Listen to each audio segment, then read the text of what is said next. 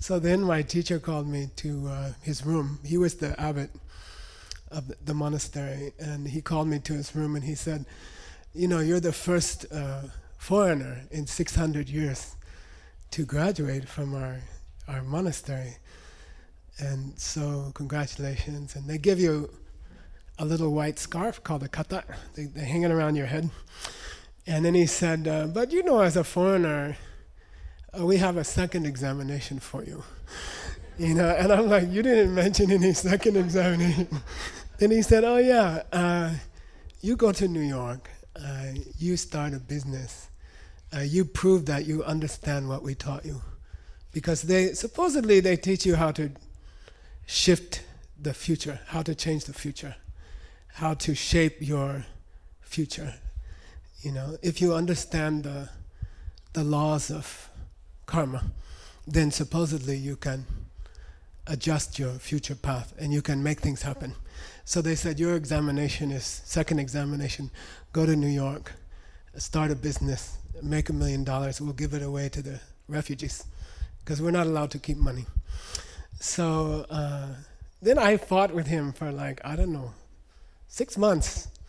It was like a silent standoff. You're not supposed to say no to the Lama.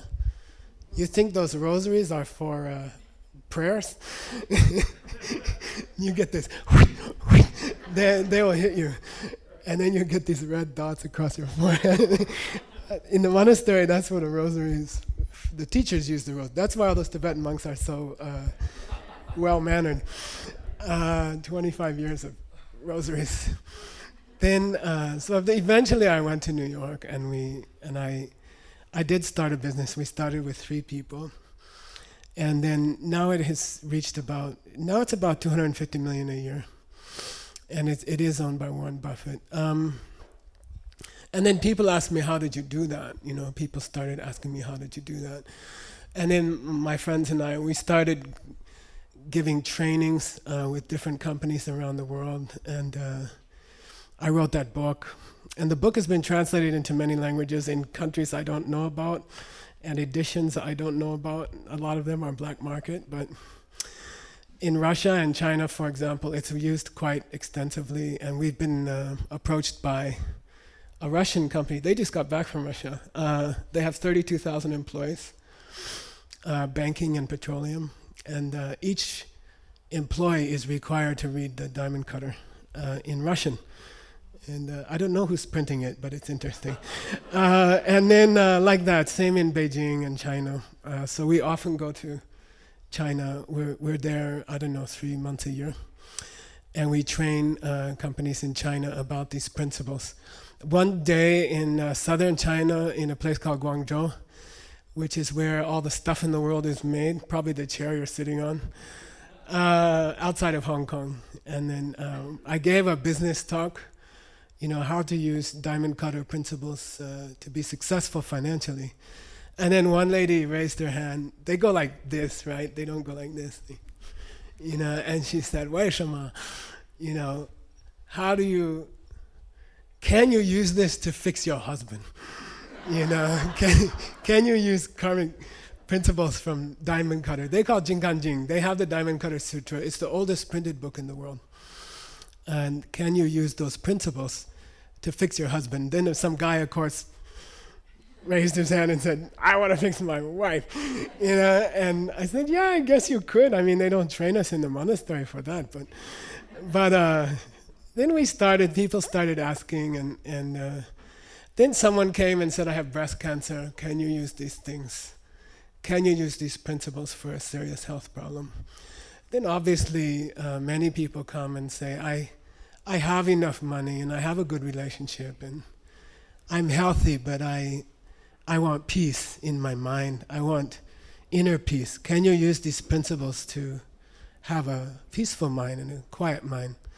And you can. And then of course, really, almost everywhere we go in the world, and we go many, many countries, in the end someone will ask, can you use these principles for world peace? Can you create a world without poverty or sickness? Is it possible to use these ancient teachings for a world of peace? And what's interesting is that if you learn this particular system of life, right? It's just a way of conducting your life. And it's basically through ethical principles, but in a special way.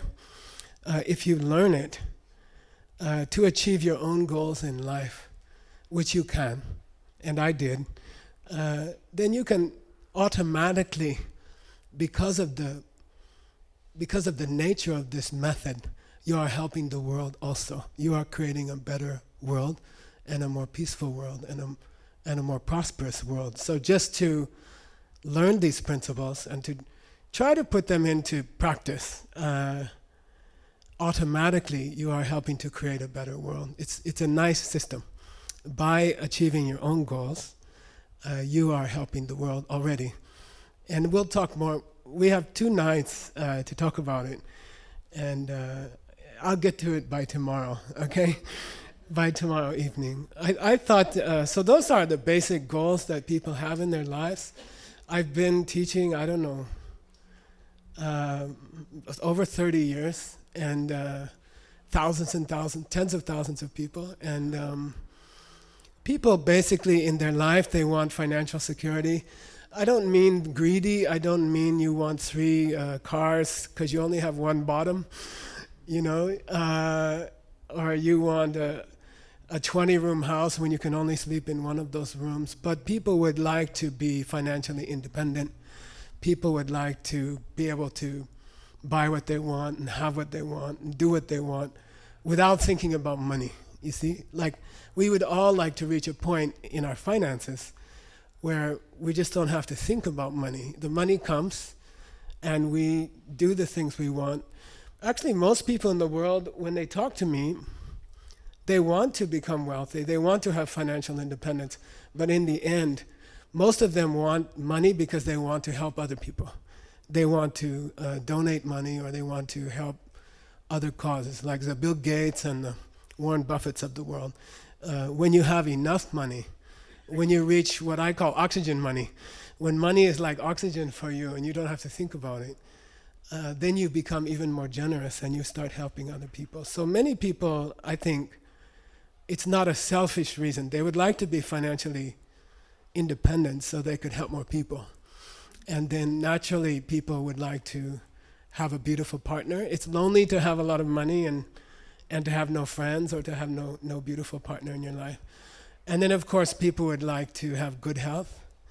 I think all of us would like to have energy, youthful energy. We would like to be young. It's a drag getting old. It's a drag getting tired. It's a drag to have your mind become more dull as the years go by, and to know that you were more creative before and you can't be as creative now. I mean, all of us would like to be able to affect our mind and our energy.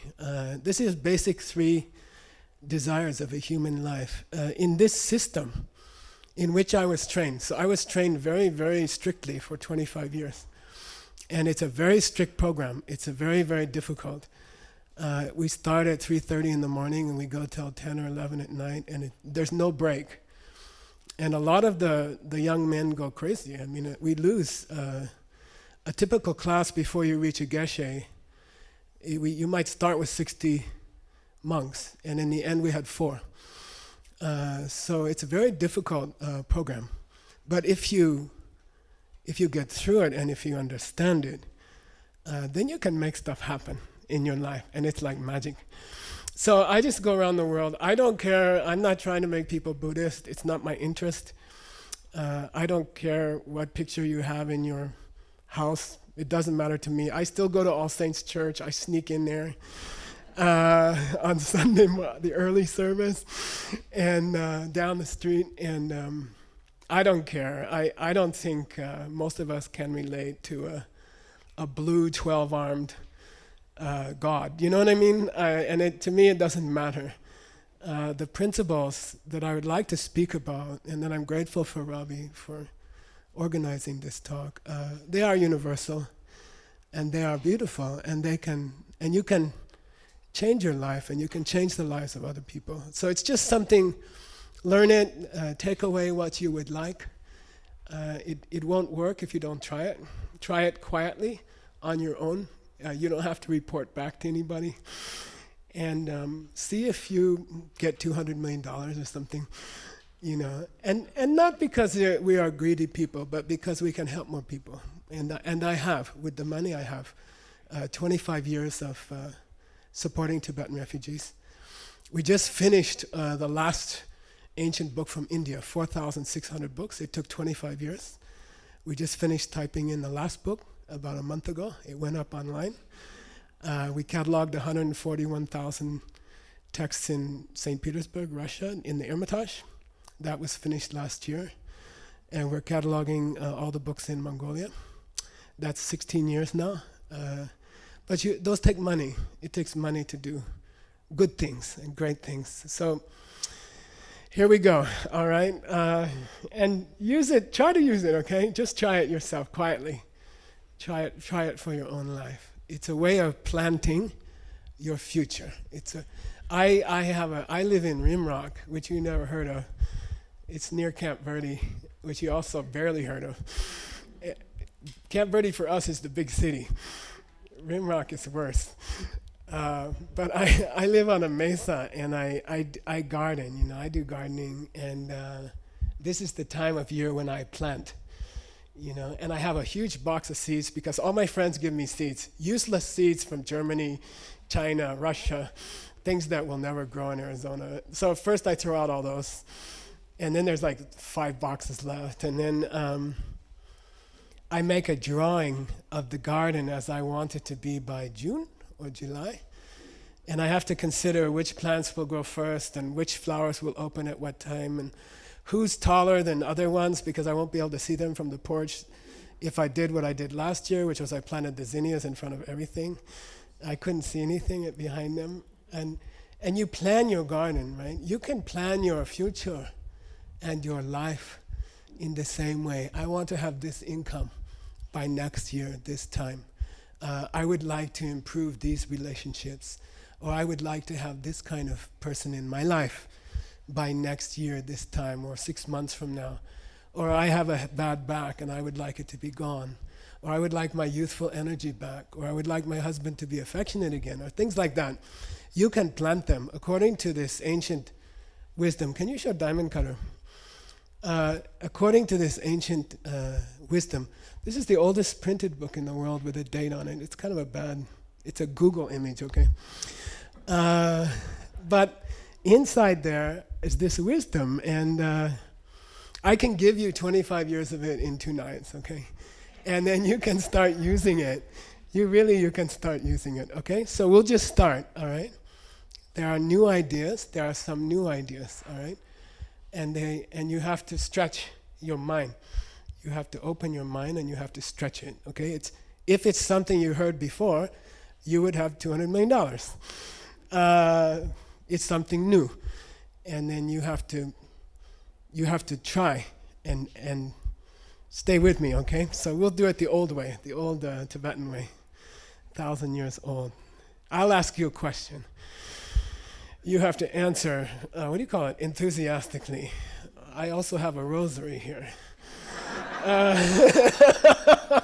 The people in the front row they suffer for the others, okay?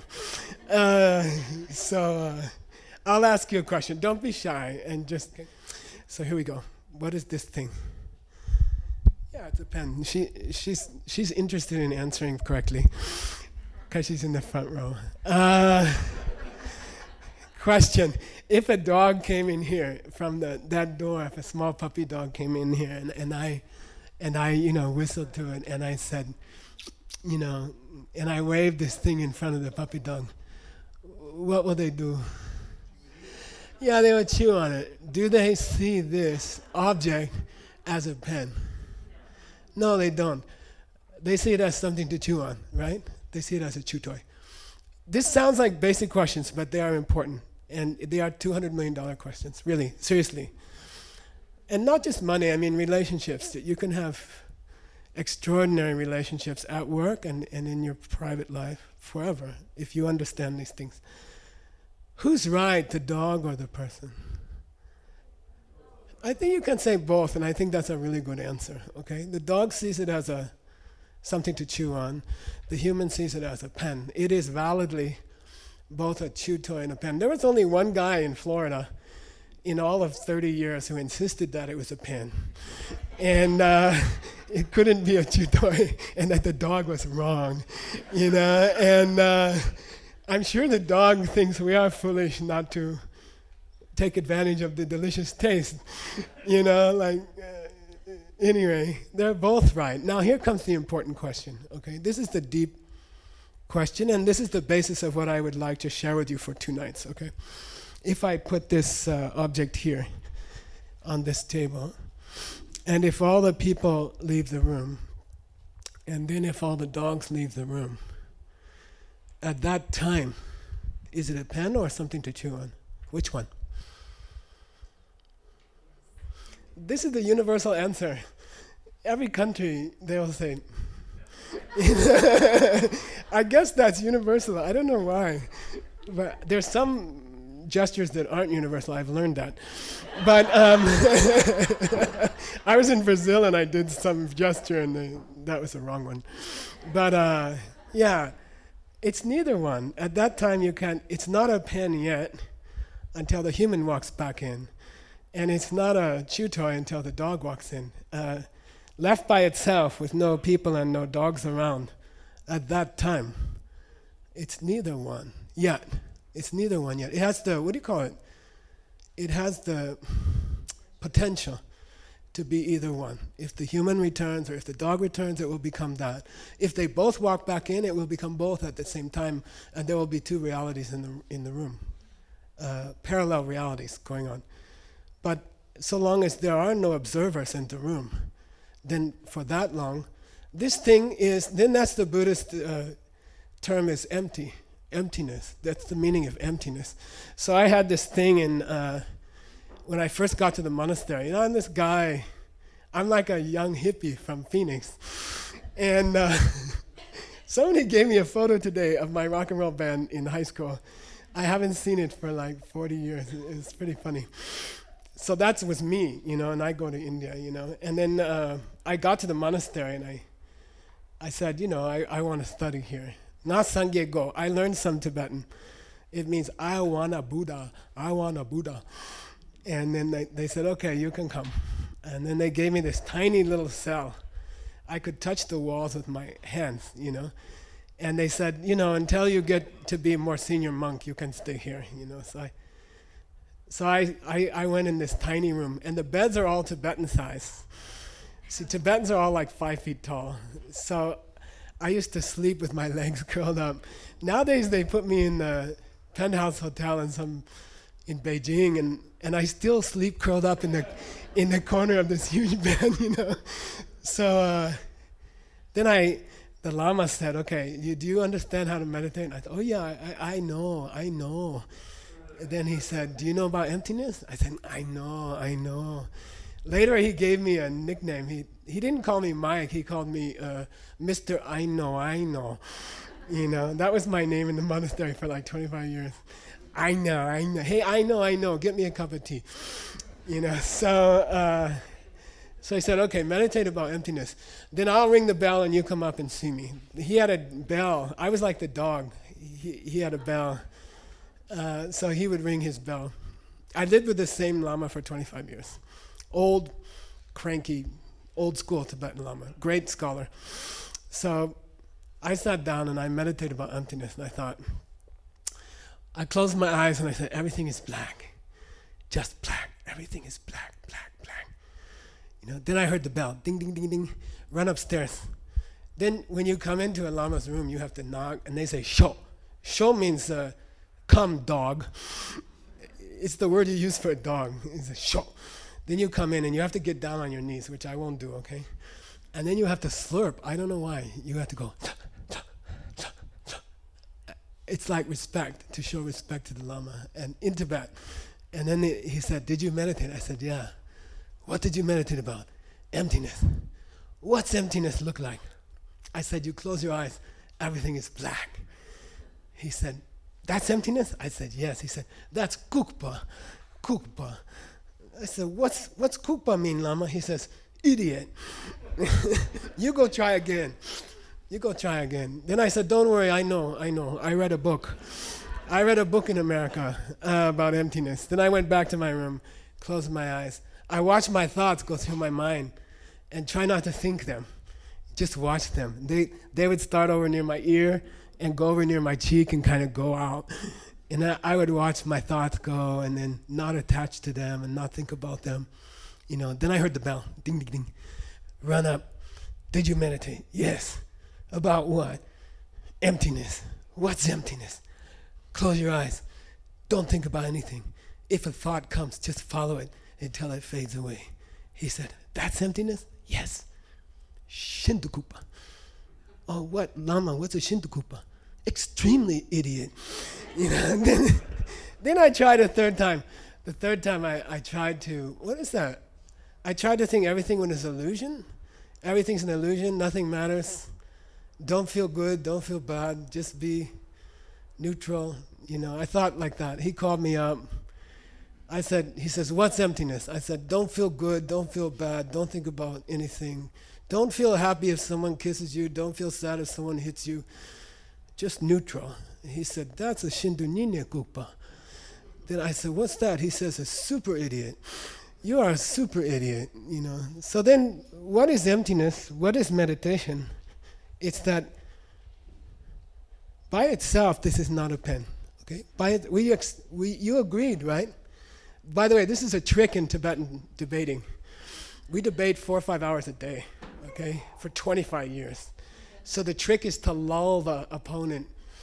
Oh, didn't we agree that if I put the thing here and the people went out and the dogs, didn't you all nodded at that point, didn't you? And then you have to say, yeah, because you did. Anybody want to unnod? No, it's true. I mean, it is true. By itself, it's not a pen. Or else the dog would see it as a pen. They would pick it up, they would write a poem to their dog girlfriend, you have a nice tail, or something, you see, but they don't see it that way. So why, then the big question, by the way, this also applies to real estate investments in Manhattan. Okay, the building you saw, it's a 12-story building in Tribeca. At the time we bought it, it was a disaster area. And we made millions and millions of dollars off that. We bought it for $5 million. Reagan paid for it. And Dinkins, the mayor of New York. And we didn't pay electricity. And basically free. And now it's Saatchi & Saatchi is next door. And now it's one of the prime areas in New York. So what I'm talking about, the pen applies to real estate. And it applies to business. And it applies to your wife or husband. Okay. So it's not just a pen. If I see a pen, why do I see a pen? And if the dog sees something to chew on, why? Because if we can answer that, we could make a real estate investment, right? And make a lot of money, you see? Why do I see a pen, you see? And the answer, according to ancient wisdom, is that there's a seed in my mind. I have a seed in my mind. And then that seed opens. When Geshe Michael goes like this, slow motion, right? Slow-mo, Geshe Michael goes like this. And he says, what is this? And then you see a pen, right? According to this thinking, there's a seed in your mind for a pen. And that seed, as I extend my hand, in the same instant, that seed opens in your own mind. And actually a picture of a seed, a small picture of a seed comes out of that, a pen, a small picture of a pen comes out of your mind, and your mind puts it on this object. And the dog has a different seed in their mind, and a different picture arises in their thoughts, and a different picture comes out. And a picture of a good real estate investment in a bad area of New York. Tribeca was the worst area in New York. Now it's the meat packing district, right? It's hot. It's really hot now. The real estate is crazy. How do you see opportunities like that? How do you know something's going to happen, right? How do you know that a certain area is going to be worth 10 times more in 5 years? How do you know those things? If you have a seed in your mind, you can know those things. And if you don't, then you'll probably chew on it, okay? No, I'm not kidding, okay? Everything, according to ancient Tibetan idea, is coming from your own mind, but not randomly. You can control the process, okay? Is this a real pen? Yes or no? Don't. Is it? Yeah, it's real. I have this joke. I say, anybody who thinks it's not real, come up here. I'll give you a mustache. You know, like you can have a Hitler mustache, a Saddam Hussein mustache, anyone you want. You know, of course it's real. Is it coming from your mind? Yes. If it wasn't coming from your mind, then the dog would see a pen. Get it. You must get that, okay? And it's true. It's true. It is coming from your mind. If it's not coming from your mind, then the dog would see a pen. So in the monastery, somebody will say, it's coming from my mind, but it's still real. I can still write with it. And they get a rosary from the Lama. Just, they say, the last word comes out of their mind, out of their mouth. They say, it's coming from my mind, but it's still real. Then they say, what's wrong? What did I say wrong? You know, Lama will say, it's not real even though it comes from your mind. It's real because it comes from your mind. Like, say it right. Say it correctly. It's not real even though it comes from your mind. It's real because it comes from your mind. And nothing that didn't come from your mind could be real. Okay? There's nothing in the world that doesn't come from your mind which is real. Okay? Everything that's real, that works. Real estate investments, real estate investments. They also come from your mind, and that's what makes them real.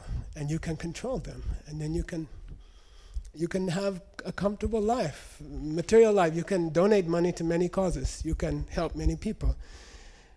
Then the question is very simple. But by the way, we will take a break, okay? But I gotta get the basic stuff in before the break in case somebody runs away. The big question then is simply becomes, how do I plant a seed? You see, how do I plant a seed? How is a seed planted in the mind?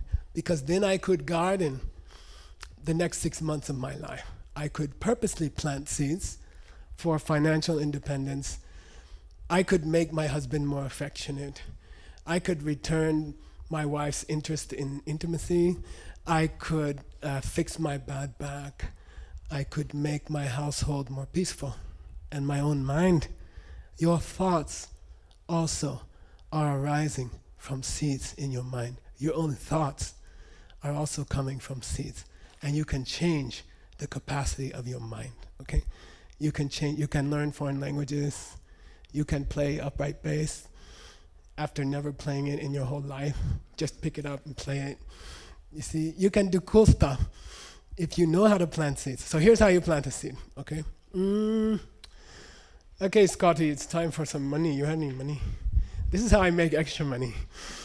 I borrow money from him. Then I always forgot to give it back. Nothing. Yeah, my mind is not creating. Okay. I'll take the example of money. It's not because I'm concerned with money. I don't care about money much. I didn't go live in a monastery for 25 years because I wanted to make money. I went there because my mother died. My mother died very badly. And I left school. I was in Princeton. I left. I walked out. And I went to India because I wanted to know why. You know. Then the Dalai Lama forced me to finish my degree. But money is a good example. You see why? Money is measurable. You see, if I told you I'm 200 million times happier than I was last year, you can't prove it. I can't prove it.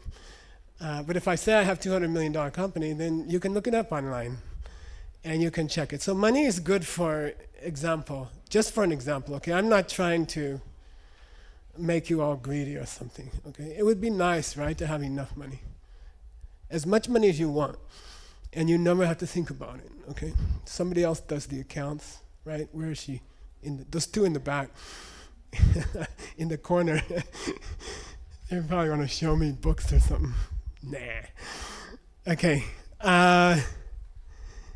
How do you plant a seed for some money? You see? Then according to the system, that thing which you want to plant a seed for, you must give it to another person.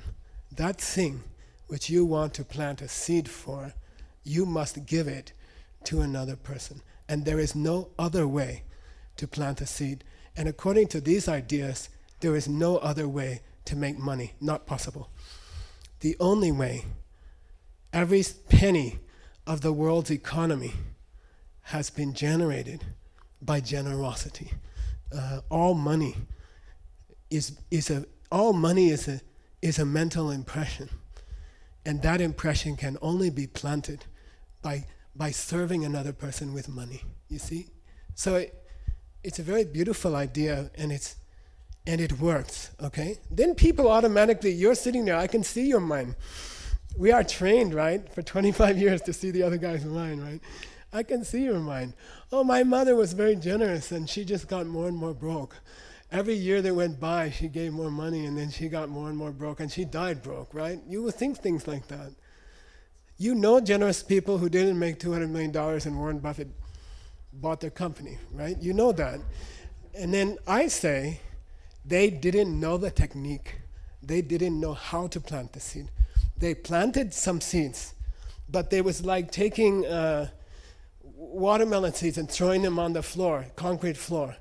They did the right thing, but they didn't know how to do it, you see, and they didn't plant it properly. People are kind, people are giving, people are generous, but they don't know how to make that seed grow in the right place inside the mind, okay? If you learn that, you can have everything. You can have whatever you want. It's very beautiful. So the technique is actually kindness, right? It's cool. Isn't that nice that the way to get rich is to be kind? With technique. I teach a lot in South America, con technica. In Russia, it's se technikum, right? It's always in every country. It's fang fa in Chinese. You have to know the technique. So for these 2 nights, my job is to teach you technique, how to be kind, how to be kind, and plant a seed. And then the things you want, you can have, okay? I often think of the person, I have a long spiel I do, I'm not gonna do it, okay? I'm gonna save you the trouble. But I think about the guy who invented farming, right? And they were hunter-gatherers before that. They went out in the forest. They tried to find some wild berries. They tried to find rice. Sometimes they did, sometimes they didn't. When they didn't find rice for enough days, the family died. And that was the way it was. You wandered around the forest, and if you got lucky, you lived for another week. You see what I mean? That was the old way. What do we do now? Take some seeds, dig in the ground, put the seeds there, cover it with technique, fertilize it properly, correct watering, not too much, not too little, all at the same correct time. Know the technique of farming, and you will have rice next year. That's how, and because of the invention of farming, civilizations can rise. People have time to read books and write music and jazz and have a city. You can't have a city of gatherers. Hunter-gatherers cannot make cities. Okay? In our stage of evolution in this world, everybody in this world, almost everybody, is a hunter-gatherer. They are wandering around Phoenix looking for money, hoping to find some, or a partner, or a yoga class that can make them young. You see, people are wandering around Phoenix looking, hoping, and according to a diamond cutter state of mind, these people are all crazy. They're all like cavemen. They are just like cavemen. And then they're stunned. Person say, what'd you do today? I went looking for a job. Why? I need money. Why didn't you just plant some? I don't know how. You see, we are like that, you see. Imagine if suppose I know how to plant money. Imagine how frustrating it is to watch people suffer their whole life, looking for money out in the forest, and if they don't get it, they die, right? So here's how you plant it. Just learn to plant it. And I truly believe that it will change the future of our world. I believe it's another step in civilization. I believe that 50 years from now, if our work succeeds, people will just plant what they need. Where? Tell me where. In other people. Okay? This system is like an echo or a basketball. Okay? You can't make an echo without a wall. You cannot bounce a basketball without a floor. You cannot plant a mental seed without another person who is in need. It's not possible. Cannot be done. Okay? So the first job in this system is I have to find someone who wants some money. You see, it sounds crazy, right? I want to make money. Well, what are you going to do? Well, of course, I have to find someone who wants money and then help them make money. You see, it also makes you extremely popular. Have $200 million and give it away. Everyone's like smiles when you walk in the room. The system is that you need someone else who wants some money. Okay, you need. Can I try? Do you mind? I'll give you his money. I don't care. So I want to plant a seed in my mind for money in the future. Okay. Do you get a watermelon 5 minutes after you plant a seed? No. There's a maturation process. Okay. Same with mental seeds. Don't think you're going to give her 10 and get 100 before you leave the room. It's possible, but you have to be a really good farmer. Okay? In the beginning, it will take a couple weeks or something. Okay? So I want $100 in my life. And I'm not greedy. I wanted to help more refugees. I want more money to help more refugees. Okay? So then I must give. I must plant the seed. I reach out. She reaches out her hand. Now watch. It's got to be higher. Okay. 1, 2, 3. It makes contact with her hand. Close. I let go. Then the seed is planted in my mind. Okay. How? How did it get into my mind? I saw myself give. Through my eyes. My eyes are like a lens of a camera. And my mind saw my hand. And my hand let go. And in that moment that my hand lets go and my mind sees my hand let go, I plant a seed. That's all. Okay? You cannot use this system without other people. Not possible. And they must be in need. And you must provide what they need. Okay? Good? Okay. Don't let him take it back. No, you got more? No, it's okay. Then there's technique. Okay, there's technique involved. You know many people who are generous. They did not make millions of dollars. Okay, and that's just true. So after the break, I suggest after the break, when you are well restored, let's start talking about technique. Okay, we'll start tonight and we'll continue into tomorrow. There's a technique from ancient times, Jinkanjing, Diamond Cutter Sutra, which you must learn.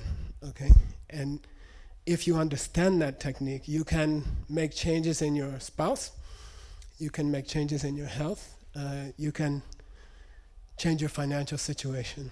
Okay, just in case someone leaves, I'll ask you a question. Is this a selfish thing to do? To give money because you want it? I think not, because it's a win-win. It's a win-win. Is she upset that I'm using her to make money? No, she just made $10.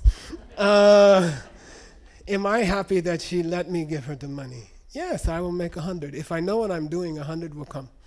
Okay? Is that a selfish thing? I don't think so. Especially if it's part of my intention when I help you that I should be successful. And people will copy me. People will imitate me. They will say, how did you make 200 million? I say, just give. Con technica. with technique, give with technique, then people, unless you're insane, you will try it. Some guy standing up there, you can check online, he did a certain thing. Oh, then I'm going to try it, okay? He looks like he did it. It makes sense. It's even there's a deep logic to it, and there's a compassion to it. I like it. This is success with compassion, I like it. If it's true, then this is the way the world should run. And everyone would copy me, and then there would be no poverty in the world. Half the people would be getting the $10. Half the people would be farming the $10, $100. You see what I mean? If this system is true, it would remove poverty from the world. Okay? Simply that, and that's not selfish. That's love. That's compassion. Okay? All right. We'll take a break. My suggestion is don't change your whole life in one night, right? In our tradition, you should change very slowly. And you should do a practical experiment. You should choose. And in fact, the first step to the seed planting technique on the small piece of paper is to decide what's your experiment going to be, okay? Choose an experiment in your life. 25% of your company, right? Some part of your life. Choose something that you would like to some goal in your life or something. It could be financial, I want to pay off my credit cards in 3 months or something. Or it could be, I want to make $60,000 in the next 2 months or something. You decide. Set a goal. Or it could be your relationship. One of the most difficult karmas of all to create is to get your husband to wash the dishes regularly. So, you could set that as a goal. It could be physical. I have some physical problem or like that. It could be mental. I get depressed sometimes, or I feel a lack of motivation sometimes, like that. Choose something, 25% of your factory that you want to work on tonight, okay? Because otherwise you're wasting your time and I'm wasting my time, okay? You choose something. Don't change your whole mafia factory in one night. Like, choose a little part of your life and say, okay, this guy, let's try it, I'll make a small investment in your system. I will make one goal. I will state in one simple sentence what I would like to achieve in the next 3 months or something like that. Set a goal, okay? Otherwise, there's no reason to come here. There's no reason for me to talk. Robbie do all this work, Bonnie do all this work, Mercedes, all these people, paid for things, and it took a lot of work to pull this event off. For us to get a free night is extremely rare. So let's use the time. You decide something you want in your life, okay? Anything you want, but choose something, okay? That's step number one. You have to choose something. I'll give you a question, funny question. If a person comes to me and says, I don't know what I want, what should I tell them? What's the way to plant the seed to know what you want? Yeah, help someone else figure out what they want to do with their life. But we're ahead of ourselves, okay? But if you don't know what to put down for number one, help somebody else put something down, and it will come, okay? So step number one, decide what you want. Right now, I'm going to do something very rare, which is to shut up for 1 minute. Let's see if I can really do it. Okay, they have a clock. I'll shut up for 1 minute. Honestly, really, from my heart, please think of something you'd like to have in your life. Anything, doesn't matter, okay? Up to you. You don't have to tell anybody. I'll try also. Okay, 1 minute. You okay? Everybody have something? Try. If the mafia guy in Kiev can try it, you can try. You can make some small investment of your time, okay? So that's number one. Please don't forget. Tonight and tomorrow, keep that in mind, okay? Keep that in mind, okay?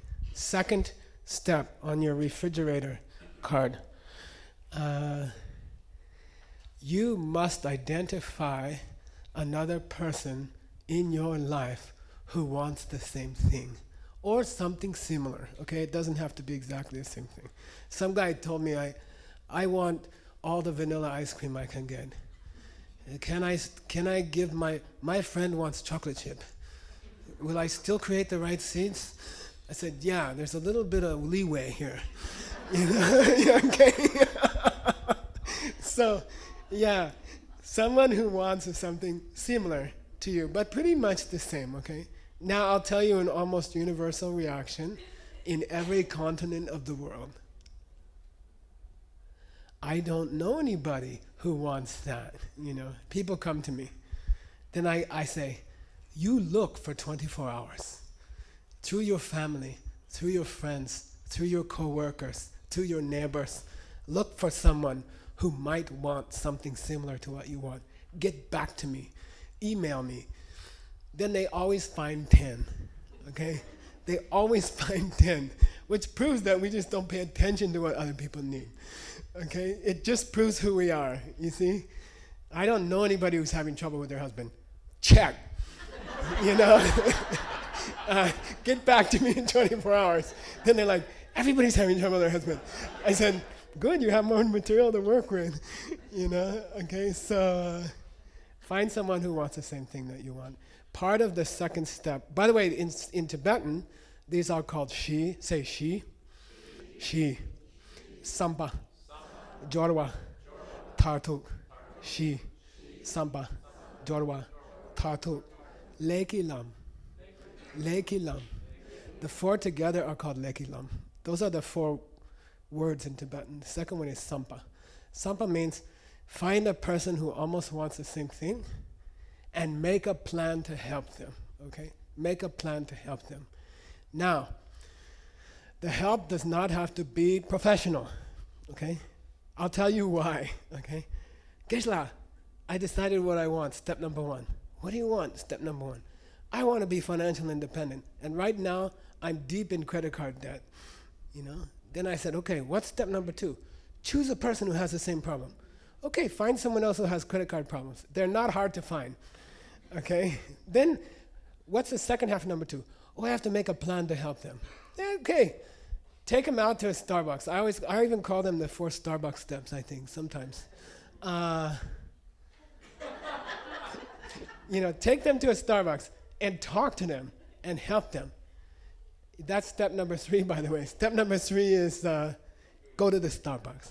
Go to the Starbucks, okay? Step number 2 is identify a person who needs the same thing and make a plan, okay? Which Starbucks will you take them to at what time and on what street? I think it's Scottsdale and 5th Street or something, right? There's a little Starbucks there. Oh, there's one higher up. Yeah, I know where they are. But you should ask me a question, okay? By the way, usually I don't give you questions till the second day because you don't know enough to ask a good one. But we'll see. We'll see if we have a little extra time. We have about half an hour. If I can finish, I'll tell you what, tonight think of some tough questions for me for tomorrow, okay? Maybe tomorrow in the middle we'll do some tough questions. Give me some good questions, tough questions. In the Tibet, we like tough questions, you know? Yeah.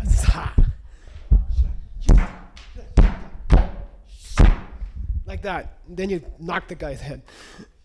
But I won't do that. But you should ask me, you want me, who's a financial incompetent, to take out someone else who's having financial trouble and give them advice? You know, is that step number 3? Yes. But it's fortunate that intention is 90% of seed planting, okay? All you have to do is want to help them and take a good shot at it, and that's enough. The desire to not ignore other people's problems, the desire to help them with their problems is enough to plant a seed for your own financial independence. You don't have to be a financial expert, because you're not, or you wouldn't have to be doing this. Got it? Okay, it's the desire to help, which is paramount. And that's 90% of the power of the seed. So make a plan. It must be concrete. It must be specific. It cannot be vague. Then the seed will be vague, and you will get vague results. Discovery card will offer you a card. Okay. It happened to me, I know. It feels really bad. Okay. To plant a seed properly, it must be extremely intentional and extremely clear in your mind. There must be a clear plan. I will take them out, and it has to be regular. I will take them out every Friday, Starbucks on Scottsdale and whatever the crossroad is, and I will give them 45 minutes of my time, and not less. I will give them 45 minutes of my time, and I will try to help them. I will support them in their financial problems. Okay? That's all. In this system, if you don't do that, you cannot succeed. Oh, no, Geshe-la, I had some success earlier in my life. That was an accident. Okay? Really. You didn't have any control of it. It came to you because of something you had done earlier. Some kindness you had rendered earlier. And you had some success. And then it went away because you didn't know where it was coming from. You see what I mean? It's the story of so many successful people, musicians, business people, anything, actors. You know, I have a person in our group who's an Academy Award nominee, I won't say their name, but they can't get a job. They can't get any acting jobs. And they didn't know why. They didn't know why. What happened? What changed? You were living off an old debit card and it ran out and you didn't know where it came from. Okay, I have a lot of actors now in my, I teach a lot of actors this system. What do you think is the way to get an acting part? Yeah, when the auditions come, you try to find 3 other people who might want to audition against you. And you help them.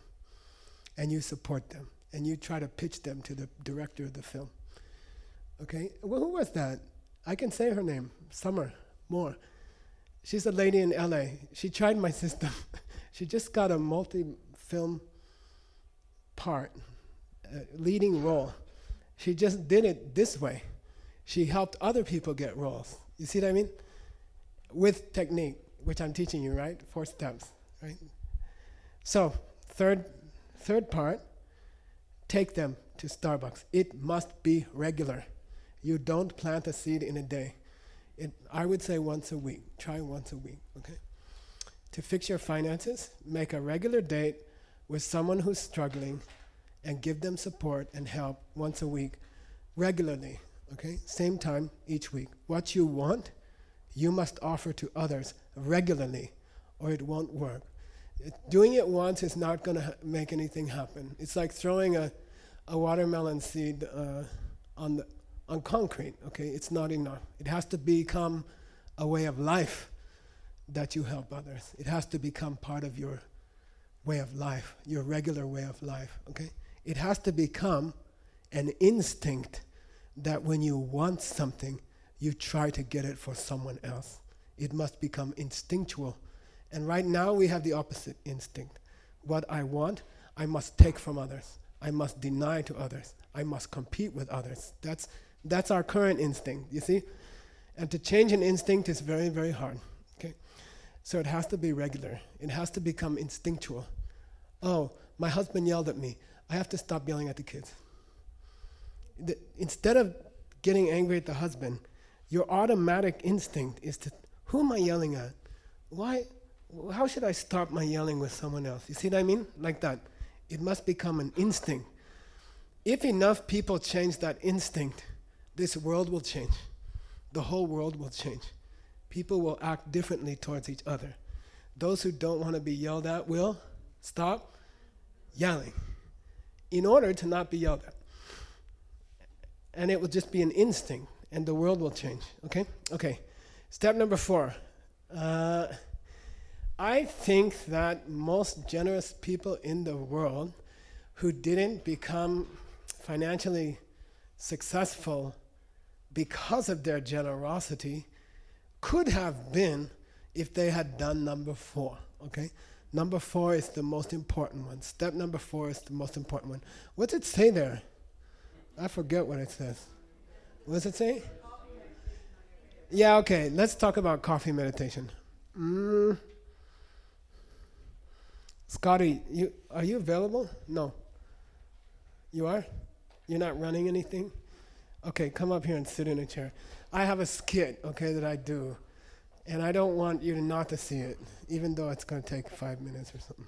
You have to sit here. Okay, so I lived with this. The Dalai Lama sent me to, I was in India. I was studying at his place. And then my mom got very ill. And then he said, I said, well, what should I do? He said, you should go home to Phoenix. You should take care of your mother, serve her, Then I'm like, well, is there any lamas in America that I could go work with while I'm there? And he said, yeah, there's one. Then I said, where? Where does he live? And he said the worst thing that the Dalai Lama could say to anybody, New Jersey. I'm like, what? New Jersey, he lives in New Jersey. I'm like, the armpit of the nation? And he's like, yeah, you have to go to New Jersey. So, I went to New Jersey. I studied with this Lama for a while. He's going to be the Lama, okay. Then at some point I was working in New York in the diamond business. You have to come back to the monastery every night. It was a small Mongolian monastery in New Jersey. And in a town of Mongolians. That's another story. But you have to come back every night. It's 2 hours on the bus and the subway in. It's 2 hours back. 4 hours of commuting a day. So I would go into New York, come back. I'd be exhausted. I walk in exhausted to the monastery. And then I would hear the Lama upstairs, and he's watching television. Okay, so in the monastery, the big Lamas can watch television, but not the little monks. So I was a little monk. So the little monks are always trying to figure out how to get up to the Lama's room for like a half hour. So, I'm like, God, I really like to watch them. He used to watch New York Mets, I don't know, he decided he loved baseball. Anybody know baseball? Anybody know Darryl Strawberry? 1986 playoffs. Last hit of the game, it's a line drive, and it goes like this, and drops over the wall. That was my Lama. He was like, he was, oh money, bed me oh money, bed me I said, Rinpoche, that's cheating. Oh money, bed me oh money, bed me You gotta see the footage. You can see it on YouTube. Look up Darryl Strawberry 1986. Okay. It wasn't the World Series, it was the playoffs. The World Series was Mookie Wilson hit between the Pittsburgh guys' legs. Anyway, that's another story. Bill Buckner. I'm not kidding. These are all voodoo from my teacher. So anyway, I'm like, I'd really like to go up there and watch television.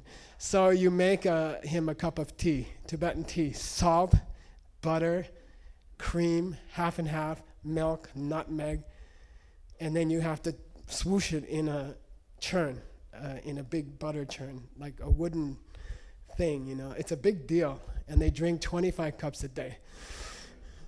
And then, so I made him a cup, take it up. Then you have to knock on the door, tuk, tuk, tuk. Then he say, show. Show. Yes, yeah, you dog. Then you come in and he'd be watching, he's watching television, Then you come in and say, Lama, you have to serve the tea like this, And you say, I have your tea for you. Give him the tea. And then he's watching the Mets, and then you have to go like this. And then you're like watching the Mets, and then you think he doesn't notice that you're there, But Lamas have eyes in the back, and he'd say, what are you doing? I said, oh Lama, just let me sit here. I've been 4 hours on the bus today. I just want to watch some television. I want to, what do you call that? fry my brain for half an hour, not think about anything. Then he said, okay, you can, what do you call that? Chill out. Zone out. Yeah, I want to zone out. I lost a lot of English in 25 years. Okay, so I just want to zone out, Lama. And then he'd say, did you do your meditation today? And I'd say, no, Lama, I was on the bus for 4 hours. How am I going to do my meditation today?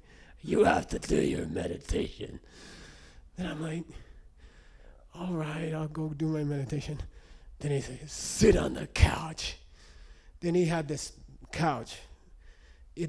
Some wealthy person gave him a couch. It's like teak wood and gold thread, real gold thread. Only one person ever sat on this couch, the Dalai Lama. When he came to visit our house, he sat on the couch, right? So he's like, sit on the couch. Then sometimes the Lama asks you to do something wrong so they can hit you. So I'm like, that's okay, Rinpoche, I'm really comfortable right here. Sit on the couch. He really liked Dirty Harry, and he started to talk like Dirty Harry. No, when he learned English, it was all sit on the couch. Then if they have to ask you 3 times, they hit you anyway. So I'm like, okay, I'll sit on the couch, and I sit on the couch. Lie down on the couch. Then in Tibet, your feet are profane. Your feet are very filthy.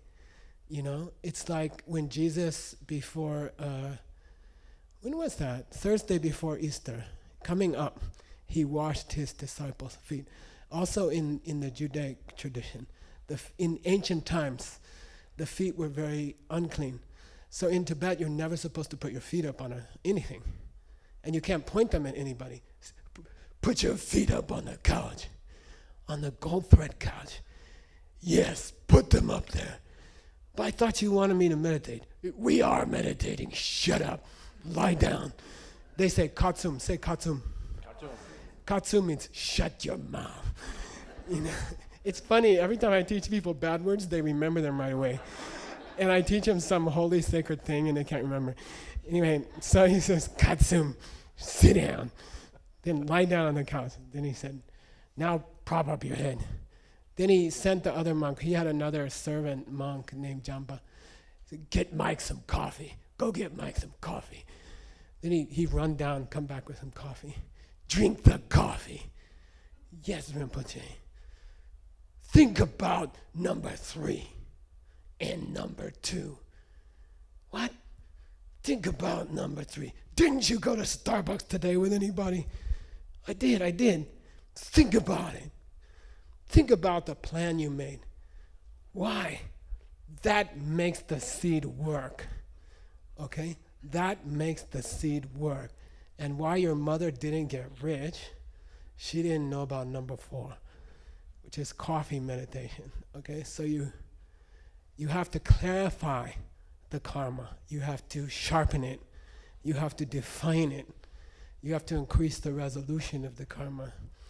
And that can only be done by appreciating yourself and what you are doing, the good things you are doing.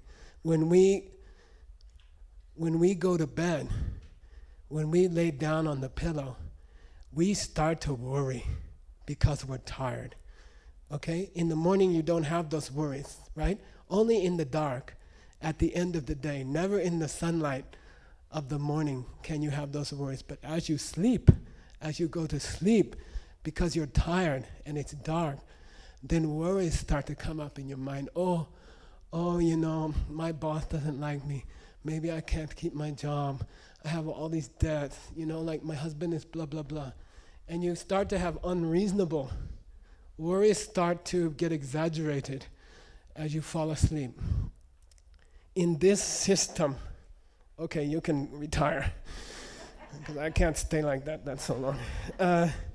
In this system, you are required. It will not work unless you do coffee meditation. As you fall asleep, you must struggle against your mind. Your mind will go to bad places, sad places. oh, I not have enough money, or my so-and-so doesn't like me, my husband said that. And you grab your mind like a strong hand.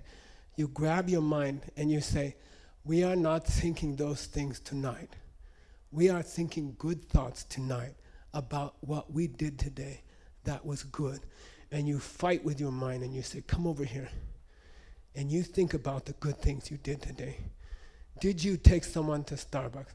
Did you try to help somebody with their credit card debt even though you are submerged in your own credit card debt? Did you at least try? Then you say yes. What did it look like? They sat across the table on the right side. Which chair? The first of the two on the left. What did they order? Coffee with a little bit of cream, no sugar. What did you say to them? I said, maybe we can help each other with our financial problems. Talk to me. Let's talk to each other. What did you say next? Relive the experience like a, what do you call in the football? Instant replay. Yeah. Do some instant replays of the time you spent with another person serving them. And your mind will, my husband doesn't like me. I have financial problems. Come back. Think about good things you did today. Oh, and my friend said something to me. No, shut up. Katsum. Come back. Now you're going to remember Katsum. Think about good things. That struggle to force your mind to come back to something pleasant as you are falling asleep, that exercise of grasping your own mind in your hand, in your mental hand, and forcing it to think about something positive, what's the name of that? It's meditation. That is meditation. And that's the meaning of meditation. It isn't close your eyes and think about nothing. It's to force the mind to go where you want. You are going to think about good things tonight. You are going to think about the good things we did. That's step 4. That clarifies the karmic seed in your mind. It sharpens it. It won't take 6 lifetimes to ripen, okay? Seriously, okay? Think about it as you fall asleep, the kind things you have done. There is no expiration date. Good news, okay? If you didn't do a single good thing today, you can think about something good you did yesterday or 10 years ago, okay? No, I'm not kidding. I'm not kidding. And there's another thing in the system, in the debate ground that they teach us. If you can't think of something that you've done, then appreciate what someone else is doing, okay? Some kindness you have observed another person doing, you get 10%. It's the numbers there in the scripture. I didn't make it up, okay? You get 10%, okay? So, and they don't lose anything, got it? It's an extra 10%, okay?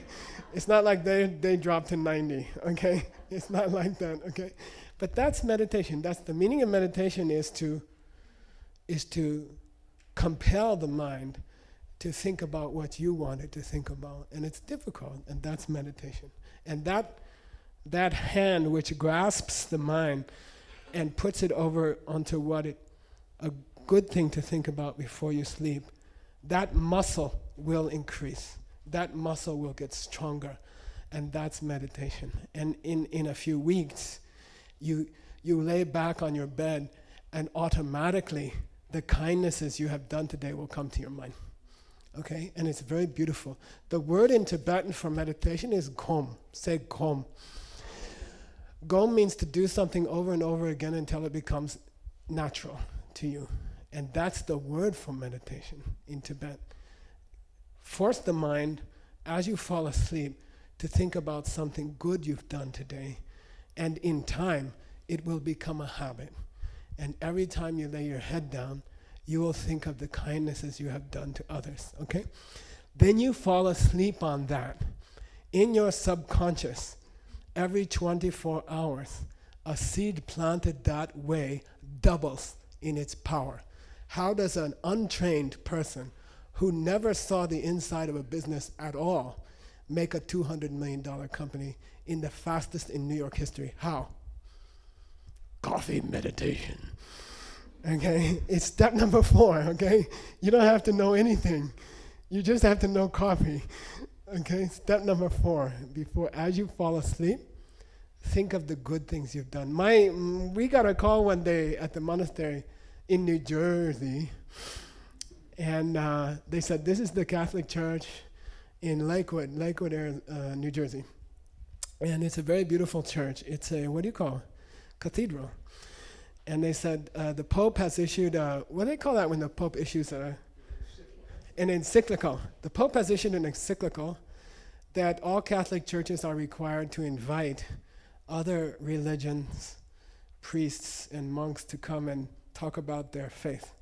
So would your Lama come and talk about Buddhism in the church? So, I asked him, and he said, sure, I'll do it, So I was his driver and his cook and his gardener and his clothes washer and sometimes his translator. And so I got to go with him, And it was beautiful, it was stunning. We were walking down the middle of this beautiful stone cathedral, And he was like so happy, He's like, wow, what are those guys in those windows? Colored windows. Look, the sun is coloring the guys, And the priest was like, oh, those are saints, Wow, that's such a good idea. Then he's like, take a note, Mike. We got to have those colored windows in our temple.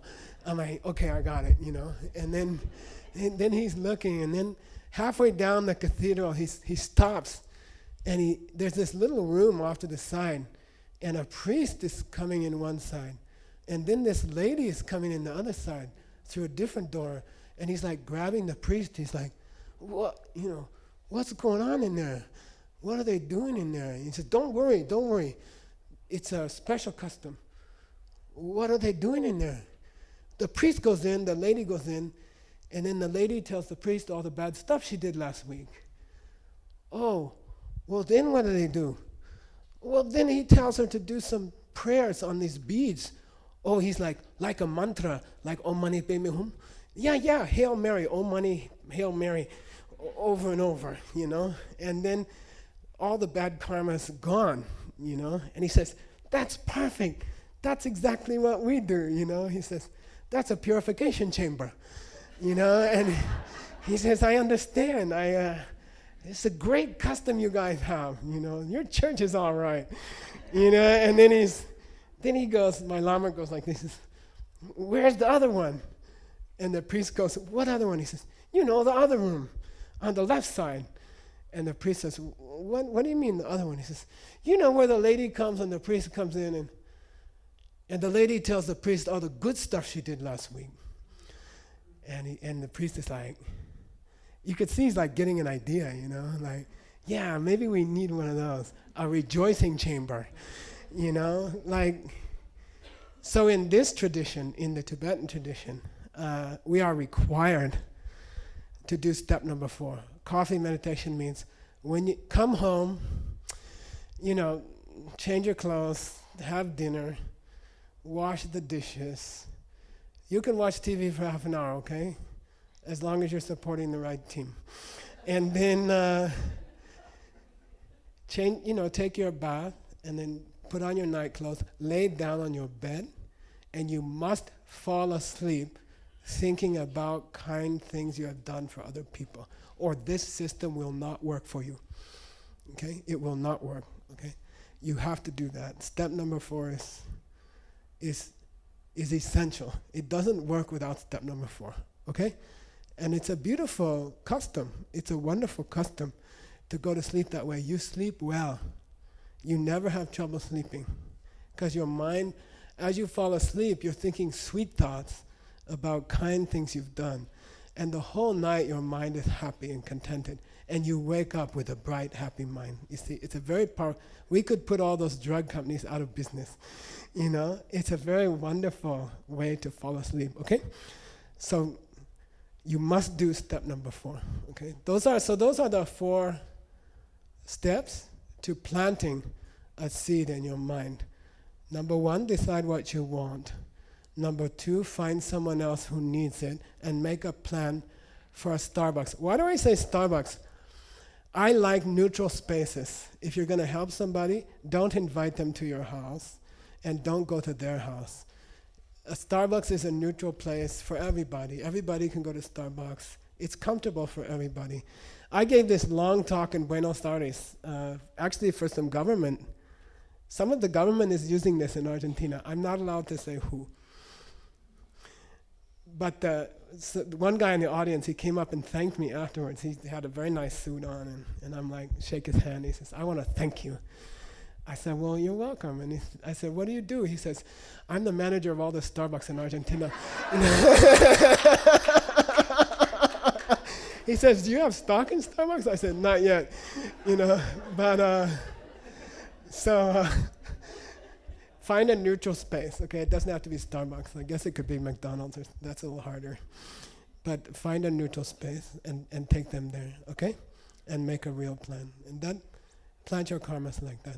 We have about, I think Robbie or Bonnie's gonna make a talk after. Maybe 1 or 2 questions. If you have any yet, I don't know. And don't be shy, okay? We are trained to be attacked. And I am often attacked, as you may find out, and I'm happy. So go for it. What if the person that you picked to help doesn't really want to help? Yeah, it's a good question. I will give 2 examples, and I'll repeat her question. She said, what if the person that you've chosen to help doesn't really want your help? I will give 2 examples. One, if I have a problem with anger, who should I take to Starbucks? Don't be British. Yeah, someone else. Sorry if there's any Britishers in here. Oh, there's, who is that? Yeah, sorry, Esther. Don't take it personally. You're in Arizona now. Yeah, you should find the angriest person you can find. But you don't go to them and say, you know what? Out of all the people I know, you're the angriest person I know. So my suggestion in that case, and this works very sweetly, you go to them and you say, look, I've just realized I have a problem with anger, and I wondered if we could just work together. I wondered if you could help me. Because what you do is you put it this way. You aim it this way. I have a financial problem. I'm underwater with my credit cards. I don't need a financial expert. I just need a friend who can talk with me once a week. Would you be willing to talk with me once a week like that? So you can, that's how I would approach the angry person. Otherwise they might punch you. So do that. Also in this tradition, we are not allowed to force our opinions on other people. I'm not allowed to bang on your door, grab you by the collar and say, do you accept the 4 Starbucks steps? And we're actually not allowed to,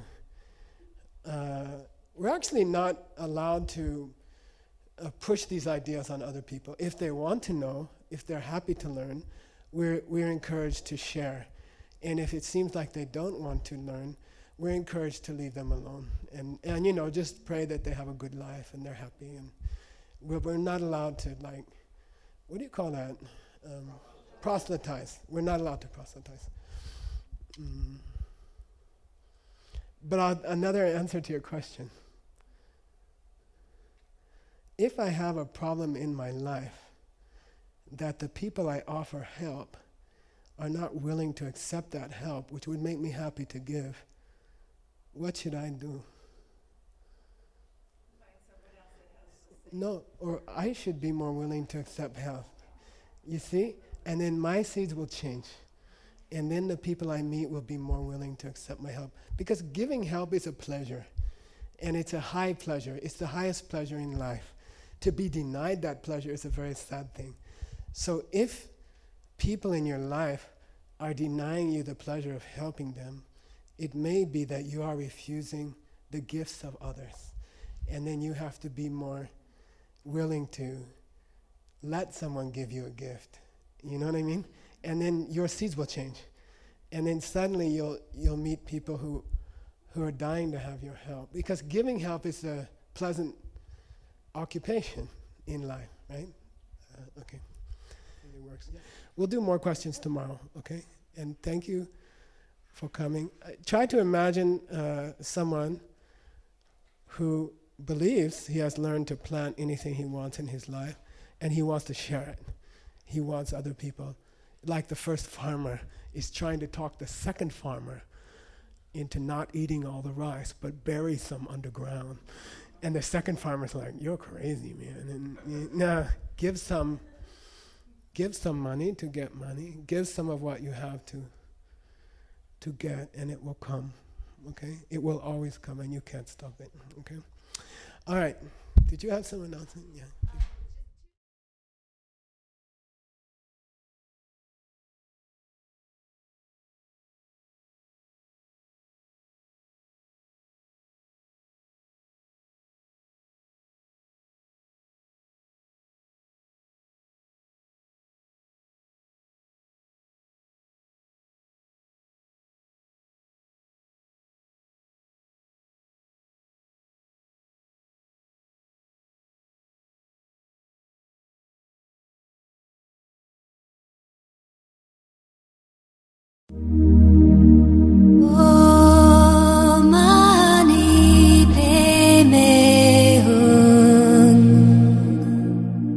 大家好，我是孙媛，来自中国天津。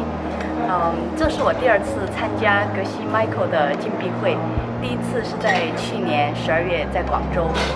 我记得我第1次参加完3天的广州禁闭会，回到天津的时候，我根本就没有回家，直接就让司机送我回办公室。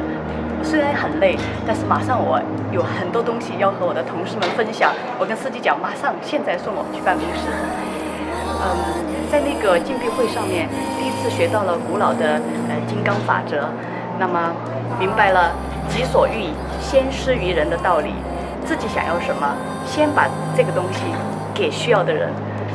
这样呢，就让我们惯常的乐于助人啊，先人后己啊，有了一个古老的哲学依据，让我觉得很激动。